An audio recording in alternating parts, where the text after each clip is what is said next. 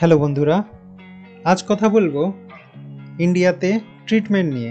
যারা বাংলাদেশ থেকে ইন্ডিয়াতে ট্রিটমেন্টের উদ্দেশ্যে যান, তাদের যাওয়ার পরে বা আগে যেসব বিষয় ভেবে নিয়ে যাওয়া উচিত তাদের উদ্দেশ্যে আমি আজ কিছু কথা বলবো। মূলত আমার এক্সপিরিয়েন্স হচ্ছে চেন্নাইয়ের মিওট হসপিটাল এবং অ্যাপোলো হসপিটাল। মূলত আমি ট্রিটমেন্ট করেছি মিওট হসপিটালে। আমার ভাগ্নির পায়ের হাড় বেড়ে যাওয়ার জন্য সেই ট্রিটমেন্টটার উদ্দেশ্যে গিয়েছিলাম। এবং অ্যাপোলো হসপিটালে কী ধরনের ট্রিটমেন্ট হয়ে থাকে সেই ব্যাপারগুলো নিয়ে আমি কথা বলবো। অ্যাপোলো হসপিটালে গিয়েছিলাম দেখার জন্য সেখানে চিকিৎসার মান বা রুগী কী পরিমাণ সেখানে চিকিৎসা নিতে যায়, ওভারঅল এসব নিয়ে। এবং শেষের দিকে থাকবে চেন্নাইয়ে কিছুটা ব্রেক নিয়ে একটু ঘোরাঘুরি করে যে বিনোদন নিয়েছি সে উদ্দেশ্যেও কিছু কথা থাকবে। তো আসুন শুরু করা যাক। আপনারা যারা ট্রিটমেন্টের উদ্দেশ্যে যান তাদের ট্রিটমেন্ট ভিসা নিয়ে ডেফিনেটলি যেতে হবে, এবং পেশেন্টের সাথে যদি কেউ থাকতে চায়, স্টে করতে চায়, তাহলে আমার মনে হয় যে সে যদি ট্যুরিস্ট ভিসা নিয়ে যায় তাহলে কোনো সমস্যা নাই, বাট অ্যাটেন্ডেন্ট হিসেবে যেতে পারবে, কোনো সমস্যা নাই। সব কিছু দেখা হয় হচ্ছে এয়ারপোর্টে। বাংলাদেশ এয়ারপোর্টে এত বেশি গুরুত্ব দেয় না, বাট চেন্নাই এয়ারপোর্টে একটু বেশি গুরুত্ব দেয়।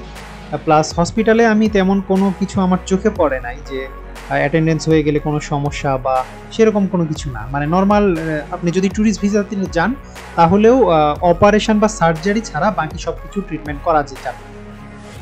তো আমি মিওট হসপিটালের কথা বলবো। যারা বাংলাদেশ থেকে বোন রিলেটেড, হাড় বা ভাঙা, হাত ভাঙা, পা ভাঙা, বন মেরু বা লিগামেন্ট ছিঁড়ে গেছে, ফ্র্যাকচার, এই টাইপের নার্ভ ছিঁড়ে গেছে হাড়ের মধ্যে, বা এরকম যত প্রবলেম ভাঙা নিয়ে, হাড় নিয়ে, তাদের জন্য মিওট হসপিটাল বেস্ট চয়েস হবে। বিকজ অফ অন্যান্য হসপিটাল, যেরকম আমি অ্যাপোলো হসপিটালেও গিয়েছিলাম, প্লাস অন্যান্য জায়গায় যে হসপিটালগুলি রয়েছে সেগুলোতে রুগীদের সাথে কথা বলে যে ব্যাপারটা জেনেছি, মিওট হসপিটাল হাড়ের ট্রিটমেন্টের জন্য খুবই ভালো। এবং আমার পার্সোনাল এক্সপিরিয়েন্স, কস্টের যে ব্যাপারটা, কত টাকা খরচ হয় সব কিছু মিলায় আমি যেটা বলবো, বাংলাদেশে যে পরিমাণ খরচ ট্রিটমেন্টে ভালো হসপিটালগুলোতে, যেরকম ইবনে সিনা বা স্কোয়ার, অ্যাপোলো, এই টাইপের আর কি যে হসপিটালগুলো রয়েছে, সেগুলোতে যে পরিমাণের খরচ, সেম খরচ চেন্নাই হসপিটালে, মিওট হসপিটালে। এবং আমি থাইল্যান্ডে যেখানে গিয়েছিলাম, থাইল্যান্ডের বেশ কয়েকটা হসপিটালে, বেস্তানি বা বামরুনগ্যান্ট খুবই এক্সপেন্সিভ, বেস্তানিও মোটামুটি কিছুটা ছিল কম, বাট ব্যাংকক হসপিটালে গিয়েছিলাম। এসবের তুলনায়, থাইল্যান্ডের তুলনায় ইন্ডিয়াতে খরচটা অনেক কম।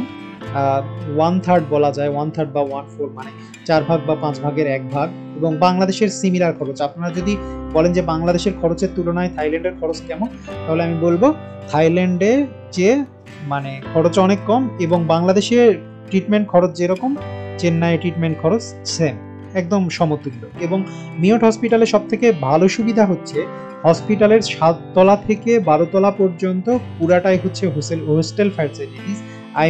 হোটেলের মতো, জাস্ট লাইক হোটেল, বাট বাইরের হোটেলে হোটেল প্রাইস যেরকম হওয়ার কথা, যেরকম নর্মাল একটা হোটেল রুম যদি 5,000 টাকা হয়, তাহলে দেখা যাবে মিওট হসপিটালের উপরে যে রুমগুলো রয়েছে সেই রুমের ভাড়া সেম কোয়ালিটির মাত্র 1,500 বা 1,600 রুপি এরকম রাখে আর কি। তো সেই তুলনায় অনেক কম বলবো। এবং হচ্ছে হোটেলের হসপিটালের বেসমেন্টে একটা রেস্টুরেন্ট আছে, সেটাতে সব ধরনের খাবার পাওয়া যায়, ভাত থেকে শুরু করে রুটি, এই টাইপের সব ধরনের খাবার আছে। আপনার খেতে কোনো সমস্যা হবে না।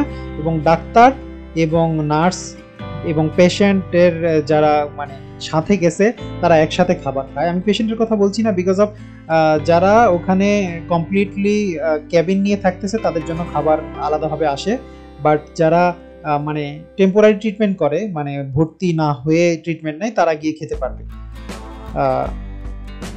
অ্যাপোলো হসপিটালের কথা এক ফাঁকে বলে নিই। আমি অ্যাপোলো হসপিটালে দেখতে গিয়েছিলাম। তো অ্যাপোলো হসপিটালের যে ব্যাপারটা, সেটা হচ্ছে সেখানে রুগীর পরিমাণ অনেক কম, অনেক বেশি। বাংলাদেশ থেকে যে পরিমাণে রুগী যায় তার মনে হয় 90%ই যায় হচ্ছে অ্যাপোলো হসপিটালে, বাকি 5 to 10% যায় মিওট হসপিটালে। রুগীর পরিমাণ অনেক বেশি। এবং এশিয়ার অনেক দেশ থেকে, মধ্যপ্রাচ্য থেকে প্রচুর রুগী অ্যাপোলো হসপিটালে যায়। মিউট হসপিটালেও আসে, বাট মিউট হসপিটালে মানে নামটা এত বেশি ছড়া নাই, এই জন্য মানে তুলনামূলক কম। আচ্ছা, ট্রিটমেন্টের কথা শেষ, এবার আসি একটু ভ্রমণ নিয়ে। মেরিনা বিচ ছিল, মেরিনা বিচে গিয়েছিলাম। আশেপাশে বেশ কয়েকটা ঘোরার জায়গা ছিল, আমরা এত বেশি ঘুরি নাই, বাট মেরিনা বিচের সাথে বেশ কয়েকটা একসাথে ঘোরার জায়গা ছিল, ঘুরেছিলাম। আপনাদের উদ্দেশ্যে অ্যাডভাইস থাকবে, বাংলাদেশে যেরকম দেখা যায় কোনো একটা রাইডে চড়েছেন বা কোনো একটা বোটে চড়েছেন, যেখানে চড়েছেন যদি আপনি প্রাইস ঠিক না করে ওঠেন তাহলে ঠকানোর একটা প্রবণতা থাকে। তো সে ব্যাপারে আমি বলবো যে ডেফিনেটলি আপনারা প্রাইস ঠিক করে নিয়ে কথা বলে তারপরে সেই রাইডে উঠবেন। আমরা ঘোড়ায় চড়ে একটা ঝামেলায় পড়েছিলাম। যে ব্যক্তি ঘোড়া চালাচ্ছিল ও আমাদের থেকে একটু বেশি প্রাইস রেখেছিল, সরি। তো এই জন্য একটু ঝামেলার সম্মুখীন হচ্ছিলাম আর কি, এই ব্যাপারটা। তো একটু কেয়ারফুলি আপনারা প্রত্যেকটা ব্যাপার কথা বলে নিয়ে এইভাবে আপনারা আপনাদের রাইডগুলো মানে চড়বেন আর কি।